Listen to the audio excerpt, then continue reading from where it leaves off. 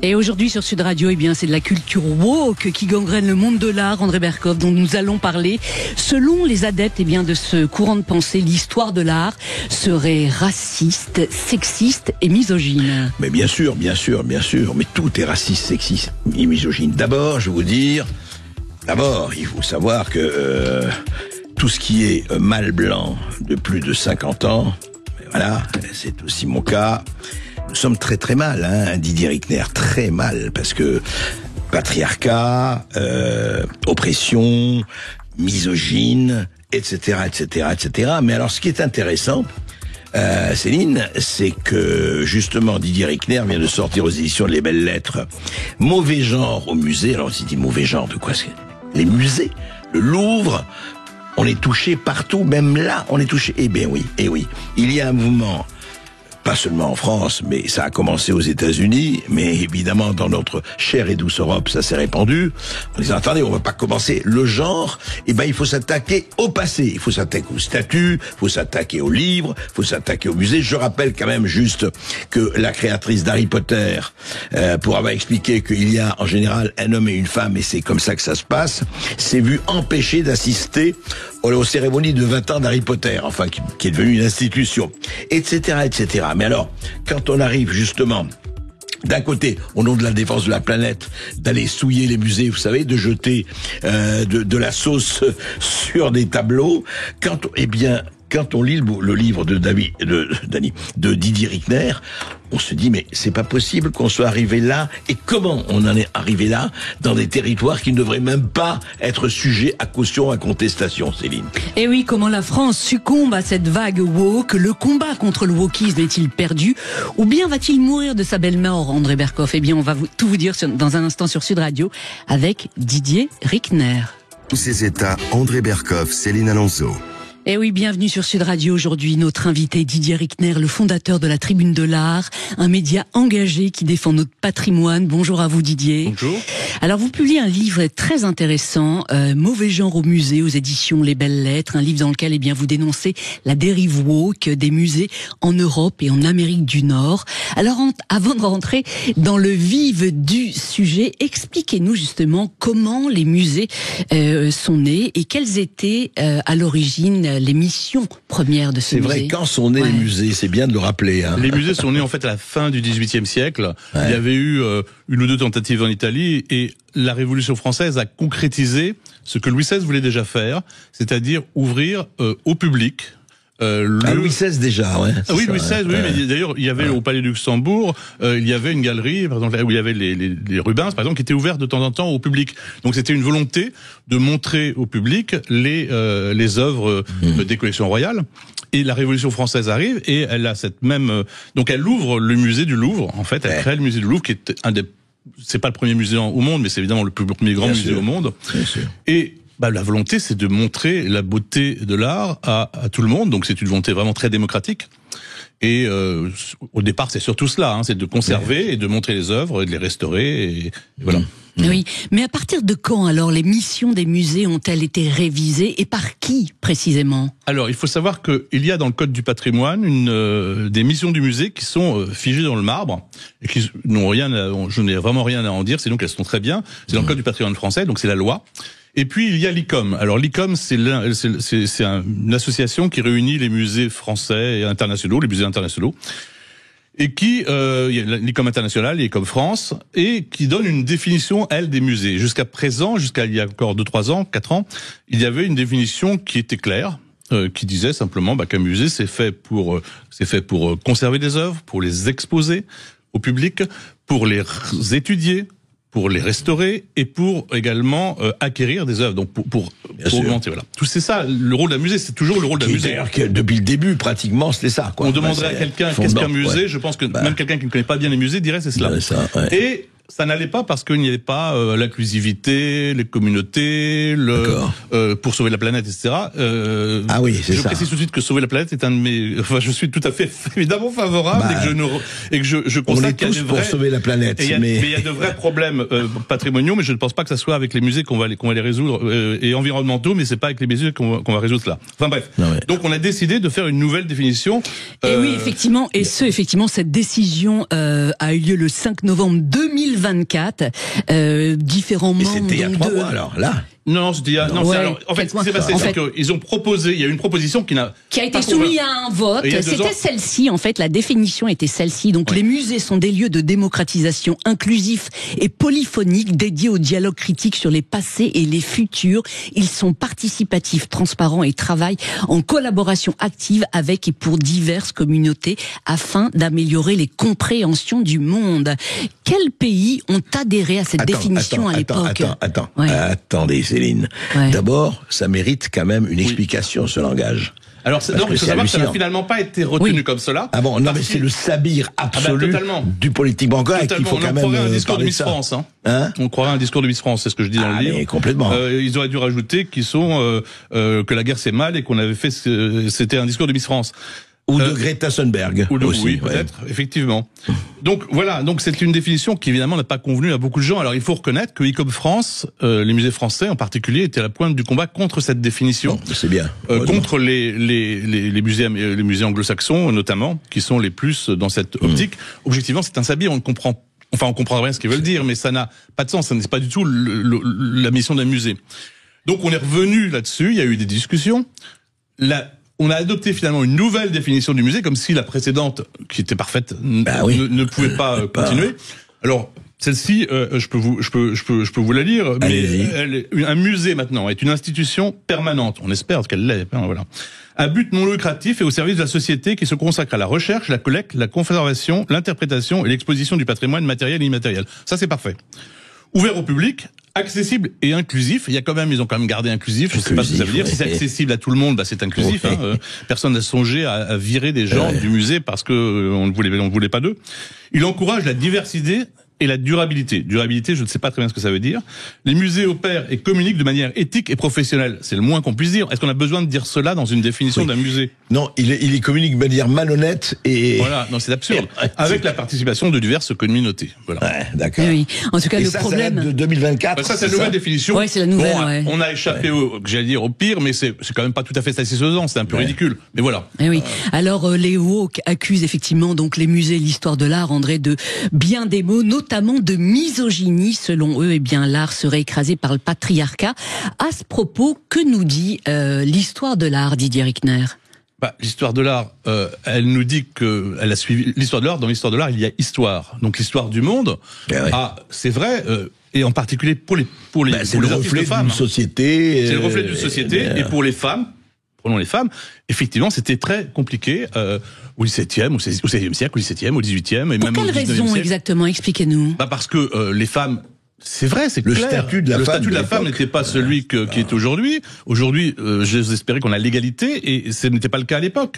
Donc les femmes avaient beaucoup de mal. Elles n'avaient pas le droit, par exemple, d'assister, de rentrer dans les académies, d'avoir des cours de nus masculins. Donc il y avait très peu de femmes peintres en réalité. Les rares femmes artistes sont souvent, et ça, voilà, on va dire que c'est le patriarcat, mais c'est vrai, mais c'était à l'époque. Ce sont des filles de peintres, ce sont des femmes de peintres, de sœurs de peintres éventuellement. C'est-à-dire la proportion de femmes artistes était très minime. Bien sûr, très faible. Et donc c'est normal quelque part que aujourd'hui dans les musées, il y a, en tout cas pour l'art du passé, il y ait peu d'œuvres de femmes. Donc c'est... Oui, mais alors justement, les woke disent effectivement qu'aujourd'hui, dans les musées, les femmes sont vraiment sous-représentées. Est-ce vrai ou pas? Alors, c'est vrai, elles sont... pour quelle période? On parle relativement. Pour le 16e, 17e, 18e... fin du XVIIIe siècle, il y a un peu plus de peintres femmes, mais c'est vrai, elles sont sous-représentées parce qu'en proportion, elles étaient beaucoup moins nombreuses, donc ça représente l'histoire de l'art. qu'on achète, qu'on veuille renforcer, on en parlera certainement, la représentation des femmes dans les musées, c'est très bien. Moi, je dis souvent, je suis collectionneur, petit collectionneur. J'achète des œuvres du 19e siècle et j'achète aussi des œuvres de femmes, mais je ne me dis pas, ah, tiens, je vais acheter cette œuvre-là parce que c'est une femme. Je vais acheter parce qu'elle me plaît. Mais non, c'est parce que vous êtes misogyne et patriarcal, c'est tout. Hein. Mais vous dites dans votre livre, effectivement, qu'actuellement, dans les musées, il y a une réelle volonté, justement, d'exposer à tout prix des œuvres de femmes, quelle que soit la qualité de leur production. En fait, c'est le genre qui prime avant le talent. C'est le vrai problème. C'est incroyable. C'est le vrai problème. Alors, c'est un peu moins vrai en France, c'est très vrai dans beaucoup de musées américains, c'est vrai en Angleterre également. L'idée, c'est de présenter des œuvres de femmes, quel que soit leur talent. Mais c'est pas un bon service à rendre aux femmes et aux artistes femmes que de montrer des œuvres qui ne sont pas de grande qualité à côté d'œuvres d'hommes. C'est comment peut-on vouloir présenter des œuvres médiocres en disant regardez, c'est une femme donc c'est fantastique. Ben non, il y a des œuvres de femmes fantastiques, il y a des artistes femmes formidables. Voilà, mais il y en a peu parce qu'il y a peu d'artistes femmes. En fait, ce que vous décrivez, c'est qu'on a appliqué à l'art et au musée en particulier toute la discrimination positive des années 60, 70, etc., en tout cas aux États-Unis. C'est-à-dire que vous savez très bien qu'il y a eu des problèmes, parce que, par exemple, et ce n'est pas seulement l'art, l'ethnie, la couleur, etc., mais c'est vrai pour les contrôles de pilotage, et il y a eu des problèmes de contrôle aérien, c'est vrai pour des métiers, et là, vous savez, c'est diversité, inclusion. Diversité et inclusion. Et ça s'applique là, ah oui, vous n'avez pas assez, il faut la parité. Oui, mais la parité en plus a un prix, parce que vous dites qu'actuellement des œuvres de femmes, donc de piètre qualité, se vendent, André, à des prix excessifs, même 60 fois plus que leur valeur, dites-vous. Alors, dans certains cas, c'est impressionnant. Je prends des exemples dans le livre. Prenons un exemple que je cite de temps en temps, qui est dans le livre. C'est une gouache qui représente l'Annonciation, par une femme peintre du début du XVIe siècle, je crois, ou 16e ou 17e siècle. J'ai un doute parce que l'œuvre est vraiment assez médiocre. Elle est sympathique, elle est jolie, elle est tout ce qu'on veut. On ne connaît que cette œuvre de cet artiste parce qu'elle est signée. Il faut savoir déjà que c'est pas une œuvre complètement originale, c'est d'après une fresque du XIIIe ou du XIVe siècle. Et qui a été beaucoup reproduite. Et cette œuvre, elle est passée en vente à Drouot. Elle est estimée pas très cher, 600, 700, 800 euros. Elle a fait 6 à 7 000 euros, 7 000 euros à peu près. Ce qui est déjà pas mal pour cette œuvre qui est une gouache intéressante. Voilà, pas plus que ça. Elle a été achetée par un marchand malin qui savait que les musées américains cherchent des œuvres de femmes à tout prix. Et c'était vendu à la National Gallery Washington pour un prix dont je n'ai pas exactement le prix, mais mes renseignements disent que ça a été à peu près $700 000. Donc, on est passé de 7 000 euros à $700 000 pour une œuvre qui, objectivement, elle est médiocre. Donc, ça n'a pas beaucoup de sens de faire cela. Achetons des œuvres de femmes, et des belles œuvres de femmes, il y en a plein. Et quand on disait, vous avez dit tout à l'heure, le Louvre, alors le Louvre n'a pas encore cédé vraiment à cette mode, je crains qu'il ne le fasse un jour, mais le Louvre, bizarrement, c'est presque l'inverse. C'est-à-dire que on parlera peut-être d'Artemisia Gentileschi tout à l'heure. Oui, justement, Artemisia, ouais. Eh bien, le Louvre avait l'occasion d'acheter de très beaux tableaux d'Artemisia Gentileschi qui étaient en France, et il l'a pas fait. On comprend pas pourquoi. Donc c'est très bizarre, très bizarre. Ça, c'est oui. Alors justement, vous le dites effectivement, vous le racontez dans votre livre que les œuvres actuellement d'Artemisia, se vendent à un prix quand même très très élevé. Et vous précisez, elle est un symbole particulièrement recherché car elle a été violée par un peintre. Et ça lui donne de la valeur en tant que femme. Une victime. Elle a été connue parce qu'elle est une victime. C'était un peintre intéressant. Je dis pas que c'est un mauvais peintre, c'est un bon peintre. C'est pas le plus grand peintre de la Terre. Pas aussi doué que son père. Non, Orazio Gentileschi était son père. C'est un très grand peintre caravagesque. Il y a actuellement une exposition très intéressante que je recommande d'aller voir au musée Jacques-Marandré, qui montre Artemisia Gentileschi. Il faut savoir que c'est au moins la 6e ou 7e exposition, dont la 2e ou 3e en France, sur cet artiste, alors que son père, qui est beaucoup plus important, n'a eu qu'une exposition en Italie. D'accord. Donc, voilà, mais c'est pas grave, on présente ça. Et dans cette exposition, on présente des œuvres aussi d'Orazio Gentileschi à côté de sa fille. Et ça conforte vraiment l'opinion de certains historiens de l'art, je suis pas spécialiste de cette période, mais enfin je la connais un petit peu, qui pensent qu'elle a vraiment été très douée quand elle était dans l'atelier de son père, parce qu'elle travaillait avec son père l'aidait, etc. Les deux dernières salles, qui sont plutôt des œuvres un peu plus tardives, sont pas d'une qualité exceptionnelle. Si c'était un peintre caravagesque homme, on l'étudierait, on ferait peut-être une exposition, mais on ne ferait pas 6 ou 7. Non, bien sûr. Ah oui. Et tous les musées américains veulent son Artemisia Gentileschi, sauf le Louvre. Et là, je comprends pas pourquoi, parce que quand il y a un beau tableau d'elle qui passe, il faut l'acheter. Ils en ont pas. Ah oui. En tout cas, en France, vous dites que pratiquement aucun musée n'affirme ouvertement privilégier les acquisitions d'œuvres de femmes, excepté un seul, celui de Rouen. Oui, alors je ne trouve Pour quelle raison, hein? je n'ai trouvé qu'un exemple, c'était celui de Rouen. Alors en même temps, son conservateur, le directeur, est parti maintenant à la tête du musée d'Orsay, ce qui me fait craindre des choses pour le musée d'Orsay. Et effectivement, il a fait un certain nombre de déclarations en ce sens, en disant qu'il fallait acheter des œuvres de peintres femmes. J'aurais bien aimé qu'il achète surtout des œuvres, parce qu'il n'a pas acheté beaucoup d'œuvres quand il était là-bas, mais c'est pas très grave. Est-ce que la discrimination positive, alors est-ce que dans les musées, par exemple pour les musées américains qui sont quand même plus avancés, si on peut dire avancés dans cette mouvance, dans cette tendance, est-ce que par exemple ça s'applique aux Noirs, aux Asiatiques, etc. C'est-à-dire que il faut acheter plus de peintres, et pourquoi pas de peintres alors qu'il y a des peintres extraordinaires. Enfin, on a vu la côte de Jean-Michel Basquiat, c'est Jean-Michel Basquiat, il est mort à 27 ans, etc. Mais est-ce que ça a joué, ça aussi, ou c'est uniquement sur les femmes? Alors, ce qu'il faut savoir, c'est que là, je parle moi beaucoup, effectivement, d'art ancien.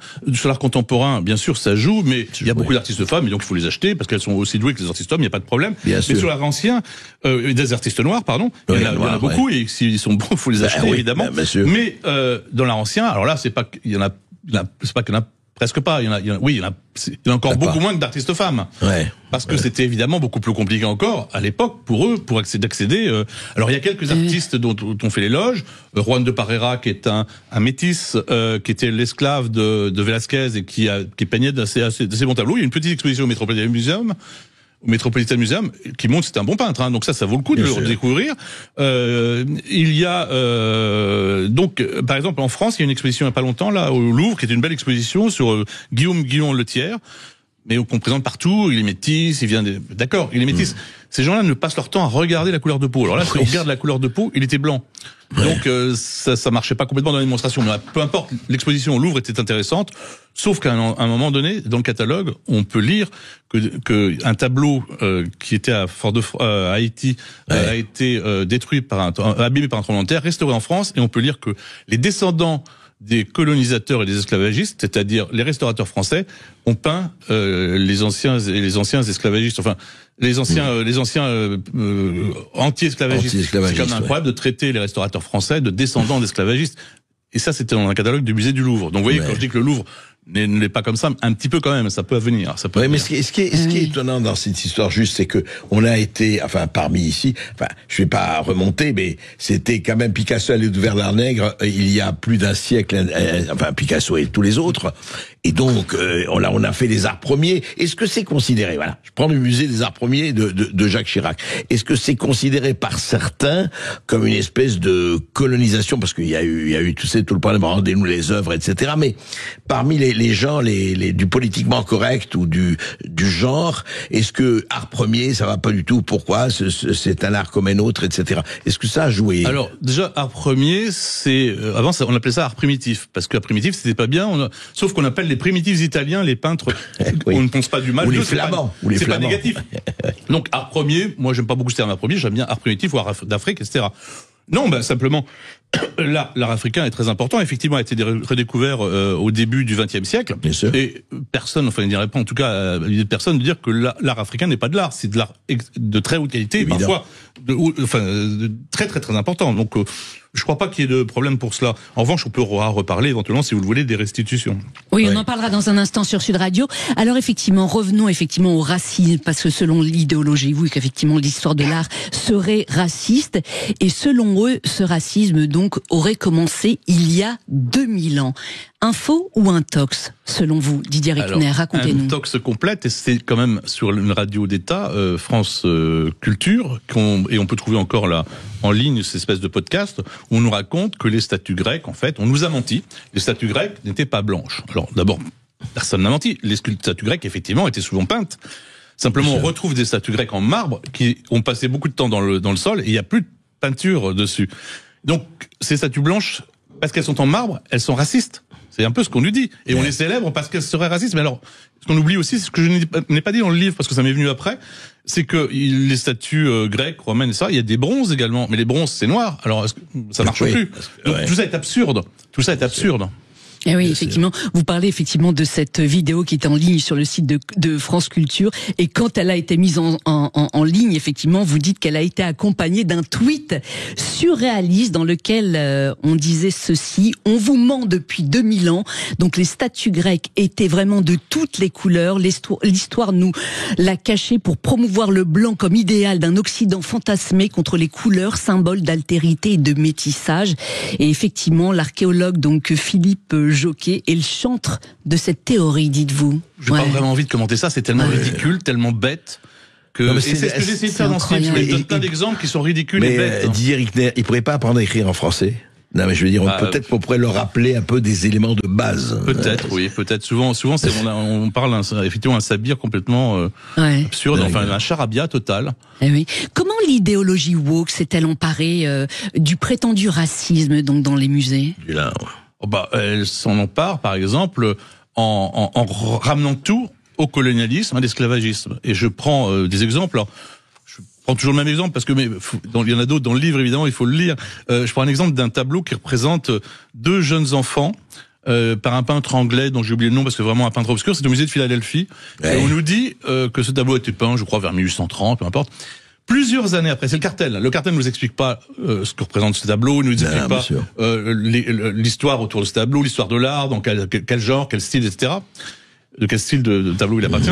Ils disent, quelques années après que ce tableau a été peint, les parents des jeunes enfants ont hérité d'une plantation dans les Caraïbes. Une plantation, évidemment, il rajoute avec des esclaves, etc. Mais quel rapport avec le tableau? Aucun. Quel rapport avec le tableau? Les parents étaient esclavagistes. Même pas. Ils ont hérité d'une... je sais pas ce qu'ils en ont fait après. Peut-être qu'après, ils sont allés fouetter tout le monde, je ne sais pas. Mais quel rapport avec le tableau? Aucun. Eh oui, et vous dites effectivement que rechercher des œuvres représentant des Noirs est un enjeu majeur aujourd'hui. Et s'il s'agit d'un esclave, c'est encore mieux, écrivez-vous. Pour quelle raison? Parce que ça vaut vraiment. On est vraiment dans la repentance permanente. Alors, je peux comprendre qu'aux États-Unis, il faut dire qu'on a une culture différente de la France.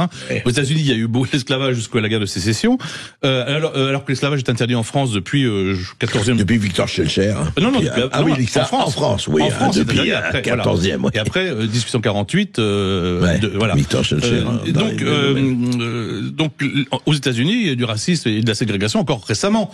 Donc c'est vrai que c'est plus compliqué, mais c'est pas parce que... Mais aujourd'hui, alors il y a encore du racisme aux États-Unis, hélas. Mais en France, on n'a pas la même histoire. Donc on veut importer des choses... Aux États-Unis, c'est déjà excessif, alors en France, ça devient absurde. Ah oui, mais vous dites quand même que tous les tableaux représentant des esclaves ne sont pas faciles à vendre au musée. Alors, effectivement. J'étais avec un ami marchand, c'était à Londres, je me rappelle très bien, on était chez Christie's et puis on discute et puis je lui explique qu'effectivement les tableaux si ça représente les esclaves, ça c'est intéressant à vendre parce que les musées les recherchent. Ils recherchent les tableaux de femmes, les tableaux de femmes, les tableaux représentant les esclaves, les tableaux représentant les noirs, etc. Et il me dit j'en ai un. Je lui dis ah oui, mais il me dit le problème c'est que c'est un esclave européen, c'est un chrétien, il a une croix sur le cœur. Je lui dis ça marchera pas. Parce qu'il a été mis en esclavage, parce qu'il y avait beaucoup d'Européens qui étaient mis en esclavage par les barbaresques, par les Turcs, etc. Ça marchera pas. Je lui ai dit ça marchera pas. Et c'est sûr que c'est pas ça ne coche pas les bonnes cases. Ça ne coche pas les bonnes cases. Voilà. Ah oui, c'est-à-dire que seul le commerce des esclaves noirs ou nord-africains peut vraiment trouver grâce à leurs yeux, à condition effectivement que celui-ci soit organisé par des hommes blancs. C'est exactement le cas. C'était exactement le cas. Ah oui. En tout cas, réécrire l'histoire, Didier Rickner, c'est l'un des exercices préférés des nouveaux censeurs. C'est ce que vous racontez donc dans votre livre. On va en reparler dans un instant, sur Sud Radio. À tout de suite. Sud Radio, la culture dans tous ses états. André Berkoff, Céline Alonso. Et oui, de retour sur Sud Radio aujourd'hui, on parle de la culture woke avec Didier Rickner qui publie Mauvais genre au musée aux belles lettres. Alors réécrire l'histoire, on l'a dit il y a un instant sur Sud Radio, est l'un des exercices préférés des nouveaux censeurs. Résultat, certains hommes célèbres qui ont participé, on peut le dire, à la grandeur de notre pays, sont accusés de tous les maux. Didier, c'est le cas de Colbert notamment. De quoi l'accuse-t-on précisément? On l'accuse d'être un esclavagiste et d'avoir promulgué le code noir. Alors, le code noir, il faut rappeler l'histoire. D'abord, Colbert n'a pas promulgué, n'a pas fait, ça a été fait après sa mort. Mais c'est vrai qu'il a participé à son élaboration. Il faut savoir que jusqu'à là, l'esclavage était interdit en France, mais dans les colonies, les maîtres avaient le droit de vie ou de mort sur les esclaves. Ils pouvaient faire ce qu'ils voulaient. Ce qu'ils voulaient. Ouais. Et c'était évidemment pas bien du point de vue moral, et je ne pense pas que, d'ailleurs, que Colbert se soit jamais placé sur le point de vue moral, il s'est placé du point de vue pratique. Bah, si on torture des gens, etc., il travaille pas bien, voilà. Donc, il a pas fait de la morale, mais simplement, il a fait un code, donc, qui était légal, qui empêchait la torture, qui donnait un certain droit aux esclaves, etc. Donc, il était absolument pas acceptable aujourd'hui, évidemment. Oui, et pour l'époque, c'était un réel progrès. Voilà, oui, c'est ça. C'est un progrès. Voilà. Et ce qu'il faut constater, c'est que entre les hommes des cavernes et nous, on a eu des progrès dans la civilisation. Enfin, j'espère, des fois, on se pose la question. Mais bon, là, vraiment, c'était un progrès. Donc, on le juge comme si on avait tout d'un coup fait ça pour encourager l'esclavage. Pas du tout. Alors, encore une fois, je ne suis pas sûr qu'il l'ait fait par humanisme, mais n'empêche que c'était un progrès. Et maintenant, ça devient le principal titre de gloire ou de honte de Colbert, alors que c'est un des plus grands ministres français, que c'est un homme d'État extraordinaire qui a créé un peu la France moderne, etc. Et que donc on s'attaque aux sculptures de Colbert. Oui, même en France comme aux États-Unis, parce que vous dites qu'effectivement cette haine a gagné les États-Unis. Alors, je ne crois pas qu'il y ait de sculpture de Colbert aux États-Unis, mais par exemple, il y a un tableau au Metropolitan Museum, un tableau de Philippe de Champagne, qui est un beau tableau, et le cartel, une fois de plus, ne dit pas que Philippe de Champagne était tel artiste, il a peint Colbert pour ceci, pour cela, quel style, etc. Non, à son ministère, Colbert a promu une politique qui fut codifiée après sa mort par le Code noir. Ce décret donnait une justification légale à un système brutal de torture et de répression ayant pour objectif de renforcer l'institution de l'esclavage dans le pire colonial français, restreignait les activités des personnes noires libres, enfin bref. Donc, non, ça c'est qui? Attends, ça c'est qui? Ça c'est le cartel, c'est le cartel. C'est le cartel. C'est au Metropolitan Museum de New York. Rappelez-moi, oui, mais le cartel c'est quoi? Le cartel c'est l'étiquette qui accompagne le tableau pour expliquer ce qu'est le tableau. En bas. Oui, mais c'est qui rédige ça? Bah c'est les conservateurs du Metropolitan Museum. Chaque conservateur rédige. Oui, alors pas au Metropolitan Museum, je sais pas s'il y a quelqu'un qui fait le cartel spécifiquement, mais ce sont normalement. Et donc, au lieu de vous dire ce que c'est que ce tableau, ils vous disent ce décret donne une justification légale. C'est pas du tout l'objectif du décret d'ailleurs. C'est faux. C'était pas une justification légale. Elle existait, il n'y a pas besoin. La loi, c'était qu'il faisait ce qu'il voulait. Donc, il est devenu l'homme de l'esclavage. Et donc, non, je suis désolé, Colbert, c'est beaucoup plus que ça. Au point que, il y a donc des sculptures qui sont attaquées. Alors, quand c'est une sculpture qui se trouve devant l'Assemblée nationale, qui est une copie 19e de sculpture, enfin, c'est une copie récente de sculpture 19e, c'est pas très grave. C'est embêtant, c'est ridicule. Mais, je ne dirais pas, il y a une sculpture à Paris, qui est beaucoup plus importante, par un des plus grands sculpteurs du XVIIe siècle français. Je n'en parle pas, parce que sinon, on sait jamais, hein. Sinon, vous donnez l'adresse, il va y aller. Oui. Et vous dites que le musée aurait mieux fait de blâmer Louis XIV. À la limite, pourquoi s'attaquer à Colbert alors que Louis XIV était quand même le chef, c'est le roi Soleil. Ouais. Donc un jour, mais ça va venir. C'est bizarre d'ailleurs, Louis XIV n'a pas été encore annulé ou n'a pas été il sera sans doute bientôt cloué au pilori. Oui, bien Louis sûr, XIV. il le sera sans doute. Oui, il faut en garder quelques-uns. Voilà. En tout cas, ils ont été nombreux à l'avoir été. En tout cas, Napoléon, Churchill, Colomb. Rappelons ce qui s'est passé aux États-Unis, Didier Rickner, notamment suite à la mort effectivement de George Floyd. Ça a été terrible cette vague effectivement. Bien sûr. D'abord, la mort de George Floyd a été terrible, c'était une honte, ça, clairement.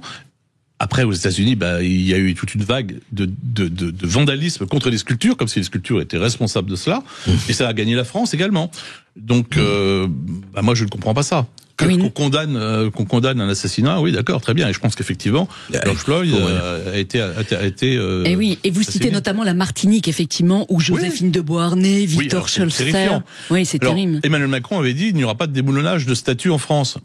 Sauf qu'à la Martinique, à Fort-de-France, vous avez eu une sculpture du 19e siècle qui avait déjà été décapitée auparavant. C'était Joséphine de Beauharnais. Bon, Joséphine de Beauharnais. C'est pareil, hein, c'est comme Napoléon, c'est comme Louis XIV, c'est tous ces gens. Une grande criminelle de guerre, comme chacun sait. Donc sa tête avait été cassée, et ensuite elle était complètement détruite, et c'était à quelques centaines de mètres d'un commissariat et de la préfecture. Et personne n'a bougé. Personne n'a bougé, et puis personne n'a été condamné. Bon, et on ne déboulonnera pas, sauf que là, ça c'est pas volontaire, même s'ils ont laissé faire, mais à La Réunion, à Saint-Denis de la Réunion, une sculpture a été déplacée, la sculpture de Mao de la Bourdonnais, qui est un grand marin français, l'avenue de la Bourdonnais. Ouais. Eh bien, elle a été déplacée. Elle a été sur une place faite pour elle au 19e siècle. On a enlevé la place. On l'a enlevé de la place. On l'a mis dans une enceinte militaire où le public ne peut plus la voir. Et oui. Et ce qui est terrible, c'est que toutes ces personnes n'ont pas du tout été inquiétées. Ah non, mais là, c'est le préfet qui l'a fait. Français, en plus. Le déplacement de cette sculpture, ça a été fait par le gouvernement français. Non, mais je parle de ceux qui vandalisent en général les statues en France. Personne n'est inquiété. C'est impressionnant, André Berkoff. Ben, moi, ce qui me frappe, en tout cas, c'est que c'est non seulement l'impunité dont vous parlez, c'est que au fond, moi, ça m'a encore une fois, je repense à ça, on avait un peu parlé. C'est que quand des gens, en l'occurrence des écolos ou amis de la terre et autres, sont allés dans les musées et qui ont commencé à vandaliser les peintures ou les sculptures. Je veux dire, c'est quand même intéressant parce que en dehors de tout, et on essaye de voir le rapport entre la protection de la planète, le CO2, etc., et d'aller souiller ou d'aller vandaliser ou caillasser un truc. Je veux dire, quel est le rapport neuronal, s'il en existe? Quel est le rapport de cause à effet entre quelqu'un qui va souiller un tableau, enfin et pour protéger quoi? Ça c'est quand même pourquoi on va au musée. Alors, ça, faudrait leur demander parce que je peux pas me mettre à leur place. Alors d'abord, faut rendre la justice.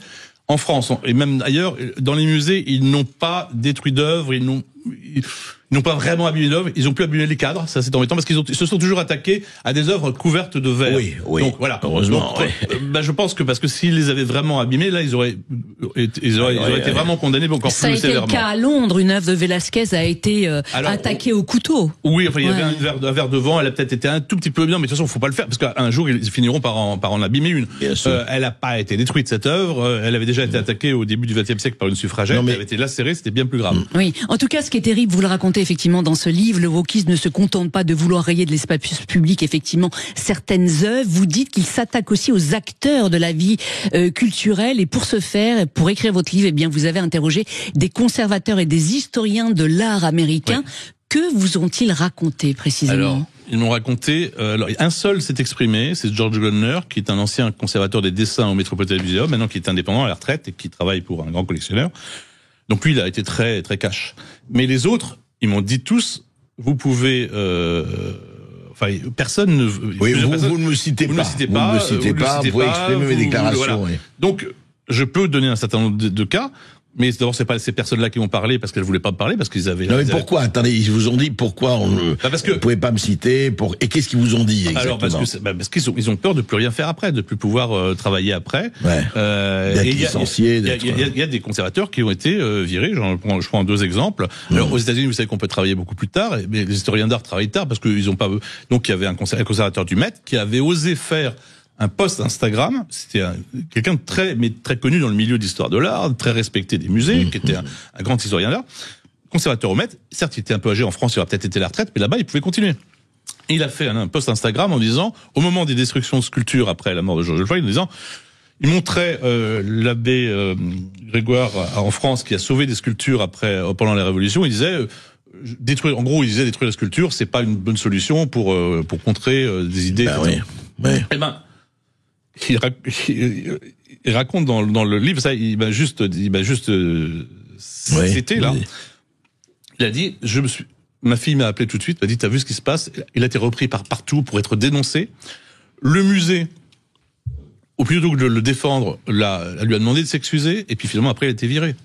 Simplement pour un post Instagram qui ne soutenait évidemment pas l'esclavage et qui s'indignait un peu qu'on détruise des œuvres d'art. Et oui, et vous relatez que le recrutement effectivement d'une conservatrice d'art africain dans un musée de Brooklyn a provoqué une levée de boucliers. Son seul crime hallucinant. Elle était blanche.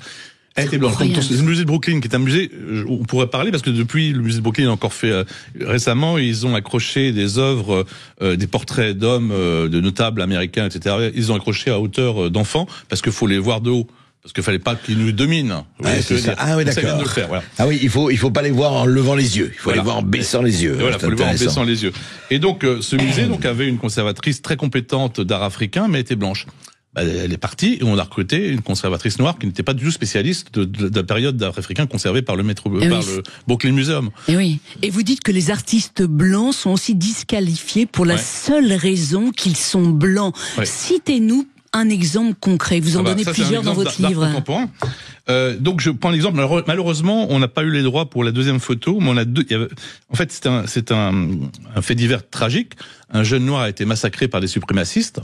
Il y a quelques années, blancs bien sûr, et oui, ce sont des assassins, des psychopathes, faut les condamner. Voilà, il y a pas de doute là-dessus.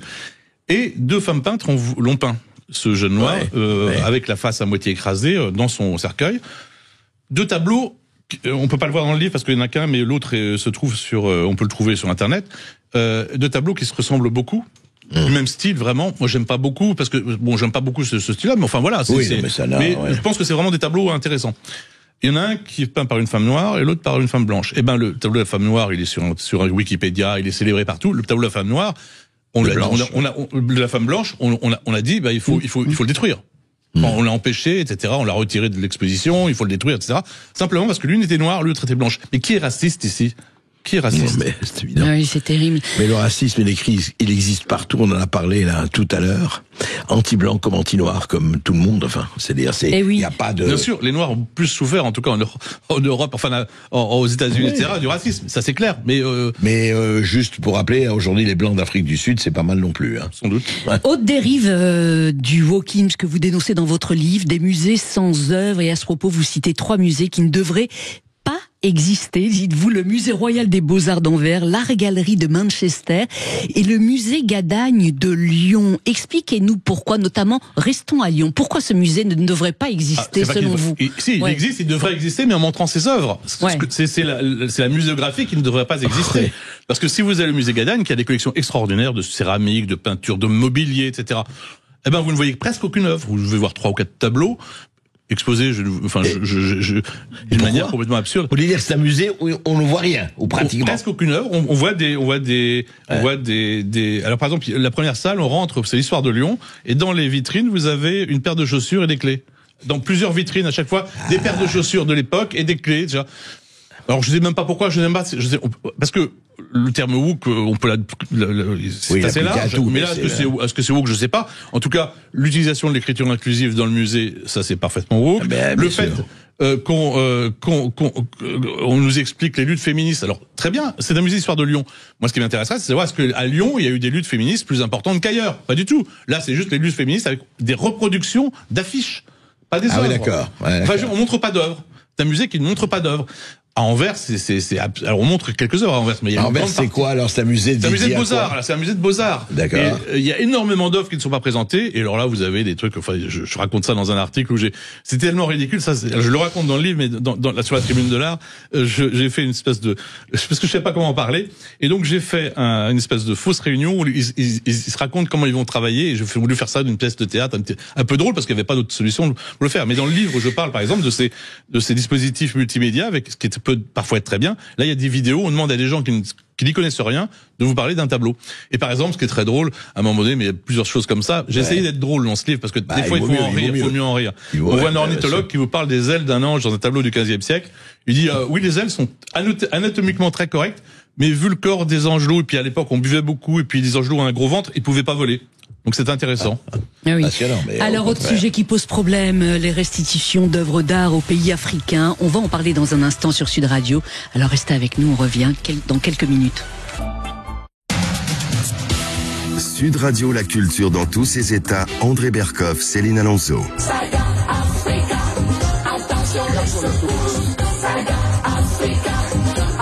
Et oui, l'Afrique, auprès de laquelle la France est engagée à restituer un certain nombre d'œuvres d'art qui auraient été pillées donc pendant la colonisation, André Berkoff. Didier Rickner, dans votre livre, vous avez évoqué un rapport commandé par Emmanuel Macron sur ce sujet qui indique que la quasi-totalité du patrimoine matériel des pays d'Afrique est conservée hors du continent africain. Vous ne partagez pas ce constat. Pour quelle raison, dites-nous? Encore une fois, il faut revenir aux faits. Et malheureusement, les faits ne sont pas jamais étudiés comme il le faudrait.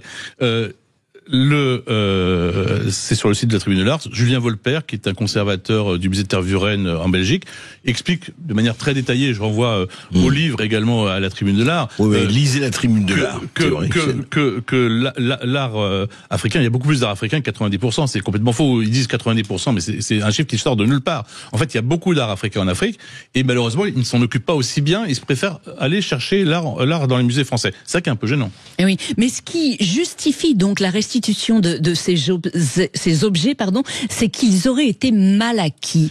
Est-ce vraiment le cas?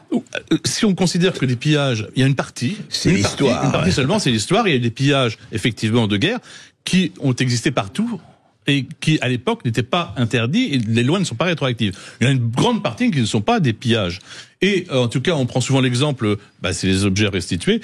Au Bénin, on montre ça comme étant un pauvre petit roi qui se fait agresser par les Français. C'est pas du tout ça. Béhanzin, à qui les objets ont été pris, il avait mis le feu à son palais, il avait pillé ces objets dans d'autres ethnies, il avait mis en esclavage une partie des populations au sud, les populations Yaruba, qui aujourd'hui célèbrent les Français qui ont libéré. Donc c'est toujours l'histoire de la repentance. On veut nous faire nous repentir de tout. Mais là, justement, Béhanzin n'était pas un gentil petit roi. Et l'essentiel qu'on lui dire, c'est que l'art africain, pour les Africains, en tout cas pendant très longtemps, c'était quelque chose qui appartenait à la vie. Oui, c'était pas une représentation. Pas fait pour être conservé. Elle n'était pas faite du tout pour être conservée. Elle était faite pour la religion ou les religions de l'époque. Enfin, donc c'est pas du tout le même principe. Didier Rickner, un mot sur ce fameux podcast que vous évoquez dans votre livre et qui s'intitule Vénus s'épilait-elle la chatte? Selon vous, effectivement, c'est un programme féministe et inclusif qui détricote l'histoire de l'art occidental. Dites-vous, de quelle façon l'auteur de ce podcast le fait-il? Alors, en tout cas, pas en donnant la réponse à la question. Je ne sais dommage. Pas. J'allais vous demander la réponse. Mais simplement, par exemple, j'ai pris l'exemple et j'ai détricoté, moi, un épisode qui concerne le musée de la vie romantique, parce que le musée de la vie romantique, un musée français, parisien, s'est associé à cela et donc donne une certaine caution à un tissu d'ânerie assez rare, et je le démontre dans le livre, et j'essaie de le montrer de manière rigolote, parce que c'est assez drôle finalement de l'entendre. Il raconte n'importe quoi. Et c'est quelqu'un qui dit, d'ailleurs, je ne savais pas, je connaissais pas bien le romantisme, elle le connaît toujours pas, et elle raconte n'importe quoi pour cocher toutes les cases de ce qu'on appelle le wokisme qui existe. Oui. Alors, selon vous, cette idéologie woke, on l'a compris à la lecture de votre livre, elle est très ancrée en France. Est-ce qu'elle va, selon vous, progresser ou mourir de sa belle mort? Alors, on entend beaucoup, c'est terminé avec Trump. Alors, je veux dire que d'abord que moi, personnellement, je suis anti-trumpiste complètement. C'est-à-dire que, pour moi, c'est deux faces d'une même médaille. Je pense que le wokisme a fait naître toutes les dérives qu'on a vues là. Elle fait naître Trump. Quand il y a un excès d'un côté, l'excès arrive de l'autre. Je pense qu'on peut n'être ni wokiste ni trumpiste. C'est ce que je suis, et j'espère que beaucoup peuvent l'être. Et je crains malheureusement que tout ce que fait Trump actuellement, dont certaines choses, je suis désolé, mais quand on supprime certains postes sur l'inclusivité, etc. dans les musées, moi, je ne peux dire que ok, mais on va aller bien sûr beaucoup trop loin, et ça veut dire qu'il y aura des réactions à cela, et que le wokisme va se développer bien sûr en France, mais même aux États-Unis, parce que Trump pourra agir. Donc Trump, pour vous, n'est pas une antidote au wokisme? Pour moi, il met de l'huile sur le feu. André Berkoff. Non, je suis évidemment pas du tout d'accord avec Didier Rickner là-dessus, mais c'est très bien qu'on n'a pas le temps d'avoir une discussion d'idées. Il fallait faire plus tôt, ça. Non, simplement, je crois que vraiment Trump, comme Musk et compagnie, pour moi, ce sont des libertaires. Croire qu'ils veulent pas empêcher le problème. Le problème du woke, la grande différence, c'est que le problème du woke s'est imposé, vous le savez très bien, dans les universités, dans l'écriture inclusive, ça, comme un dogme et une religion.